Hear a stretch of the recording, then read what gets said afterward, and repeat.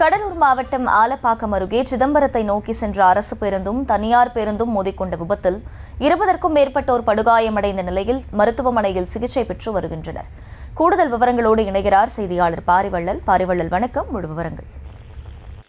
நிச்சயமாக கடலூர் மாவட்டம் ஆலப்பாக்கம் அருகே பாத்தீங்கன்னா அரசு பேருந்தும் தனியார் பேருந்தும் மோதிக்கொண்டதுல கிட்டத்தட்ட 20க்கும் மேற்பட்டோர் படுகாயமானது கடலூர் அரசு தலைமை மருத்துவமனையில இப்ப சிகிச்சைக்காக சேர்க்கப்பட்டு இருக்காங்க. அதாவது ஆலப்பாக்கம் என்ற இடத்துல பாத்தீங்கன்னா சென்னையிலிருந்து வேளாங்கண்ணி நோக்கி சென்ற எஸ்ஐடிசி பேருந்தும் அந்த ஆலப்பாக்கம் அருகே பாலாஜி என்ற தனியார் பேருந்து அந்த ஆலப்பாக்கம் பகுதியில திரும்பும் போது விபத்து ஏற்பட்டிருக்கு. அதாவது அரசு பேருந்து ஓட்டுநருக்கு தெரிவித்தது என்னன்னா, நாங்க சென்னையில இருந்து நாங்க போயிட்டு இருந்தோம். எய்தாப்புல ஒரு லாரி போயிட்டு இருக்கும்போது விபத்து ஏற்பட்டதுக்கு வகையில அந்த தனியார் பேருந்தால் சாலையின் குறுக்கே வலையை முற்பட்டாங்க.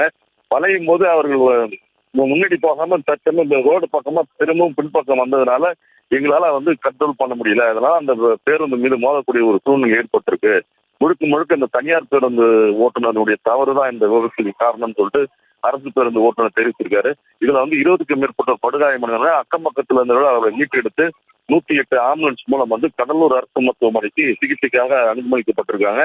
இது குறித்து தகவல் அறிந்த புதுச்சத்திரம் காவல்துறையின் சம்பவ இடத்திற்கு சென்று வழக்கு பதிவு செய்து இந்த விபத்துக்குரிய காரணம் ஒட்டி விசாரணை மேற்கொண்டு வராங்க. விவரங்களுக்கு நன்றி பாரிவள்ளல்.